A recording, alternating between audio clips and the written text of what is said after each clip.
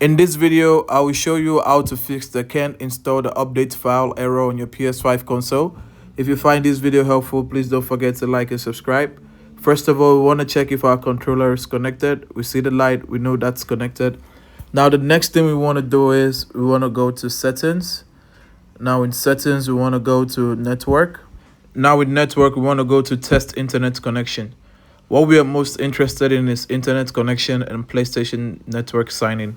Once those are successful, we know our internet connection is successful. Now we want to turn off the console and boot in safe mode.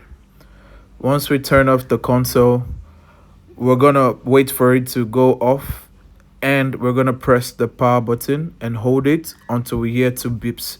So we hear the first beep, we hear the second beep, then we know we are booting in safe mode. Once we're in safe mode, we need to connect the cable that connects the controller to the console.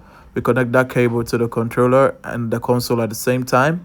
Once that's connected, we press the PS button and now we can navigate in safe mode. Now in safe mode, we can go and clear cache and software update. Once we clear the cache and software update, it will restart. We go to safe mode again. We rebuild the database. Once we do that, it will restart.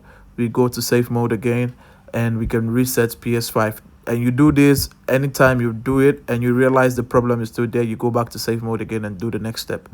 Now, if you found this video helpful, please don't forget to like and subscribe. Until the next one, see ya.